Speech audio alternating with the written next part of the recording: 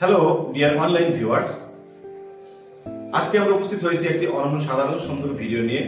যে ভিডিওতে আমরা আজকে আপনাদের সামনে দেখাতে চলেছি যে বিভিন্ন প্রকার স্পেশালিস্ট ডাক্তারদের আমরা ইংরেজিতে এক কথায় কি বলে থাকি সেগুলো নিয়ে, এবং সাথে আমরা অর্থ বলে দেব। বৃষ্টি, ডক্টর অফ টিথ।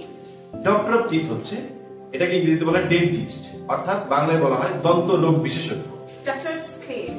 এটাকে বলা হয় ডার্মাটোলজিস্ট, অর্থাৎ ত্বক তত্ত্ববিদ। Doctor of child. Doctor of চাইল্ডকে বলা হয় পেডিয়াট্রিশিয়ান, অর্থাৎ শিশু রোগ বিশেষজ্ঞ। যারা শিশুর বিভিন্ন রোগ নিয়ে বিশেষজ্ঞ জ্ঞান অর্জন করেন সেগুলো হচ্ছে শিশু রোগ বিশেষজ্ঞ। তারপর doctor of eyes. Doctor of আইথাল হচ্ছে, আইস হলো অপথ্যাল।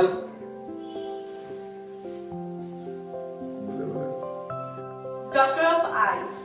ডক্টর অফ আইস কে বলা হয় অপথ্যালমোলজিস্ট, অর্থাৎ চক্ষু রোগ বিশেষজ্ঞ। Doctor of woman. Doctor of women কে বলা হয় গাইনোকোলজিস্ট, অর্থাৎ স্ত্রী রোগ বিশেষজ্ঞ। Doctor of stomach. Doctor of stomach, অর্থাৎ পেট বিষয়ে যে বিশেষজ্ঞ ডাক্তার, তাকে বলা হয় গ্যাস্ট্রোএন্টারোলজিস্ট, অর্থাৎ পাকস্থলী তত্ত্ববিদ। Doctor of animals. Doctor of animals কে বলা হয় ভেটেরিনারি, অর্থাৎ পশু রোগ বিশেষজ্ঞ। Doctor of mind.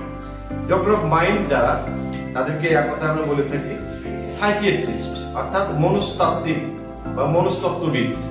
Doctor of bone. Doctor of bone কে বলা হয় অর্থোপেডিক, অর্থাৎ যারা হাড় রোগ বিশেষজ্ঞ, তাদেরকে আমরা বলে থাকি ডক্টর অফ বোন, অর্থাৎ অর্থোপেডিক।